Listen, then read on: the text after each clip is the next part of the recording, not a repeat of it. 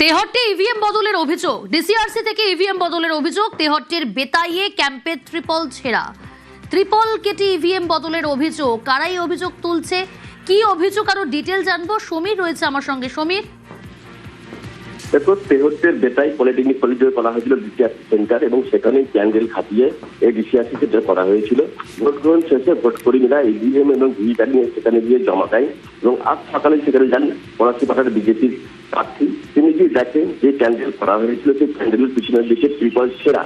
তার দাবি এই ইভিএম এবং ভিভিপ্যাট সেখান থেকে কিন্তু কলেজের স্ট্রং রুমে নিয়ে যাওয়া হয় এবং সেই স্থানান্তরের সময় হয়তো ট্রিপল কেটে পিছন দিক থেকে সেই ইভিএম চেঞ্জ করে দেওয়া হয়েছে এবং ভোটের ফলাফল পরিবর্তন করতে কিন্তু এটা করা হয়েছিল তার অভিযোগ।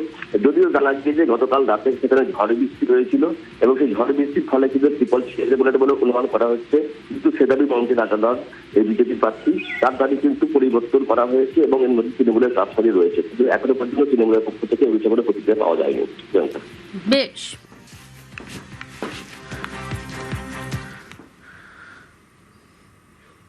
স্ট্রং রুমে বাড়তি সতর্ক কমিশন, স্ট্রং রুমে ওয়েবকাস্টিং এর সতর্ক কমিশন। সেন্ট থমাস স্কুলের স্ট্রং রুমে কড়া নজরদারি। প্রথম দফায় কিছু জায়গায় বন্ধ ছিল ওয়েবকাস্টিং। প্রথম দফা থেকে শিক্ষা নিয়ে সুষ্ঠু ওয়েবকাস্টিং এ জোর। স্ট্রং রুমের ভিতরে মোতায়েন কেন্দ্রীয় বাহিনী, বাইরে স্যান্ড বাংকার থেকেও নজরদারি আধা সেনার। স্ট্রং রুম চত্বরে টহল আধা সেনার। স্ট্রং রুমের বাইরে জায়ান্ট স্ক্রিনেও ফুটেজ। স্ট্রং রুমের ফুটেজে নজর সব রাজনৈতিক দলের। দ্বিতীয় দফা নির্বাচন শেষ হয়েছে, আমরা দাঁড়িয়ে রয়েছি কলকাতা বন্দরের যে স্ট্রং রুম রয়েছে সেন্ট থমাস স্কুলে। প্রথম দফা নির্বাচনে একাধিক অভিযোগ উঠেছিল যে ওয়েবকাস্টিং এর যে ক্যামেরা, সেই ক্যামেরা কোথাও কোথাও বন্ধ হয়ে গিয়েছে, কোথাও কোথাও কাজ করছে না বিদ্যুতের জন্য।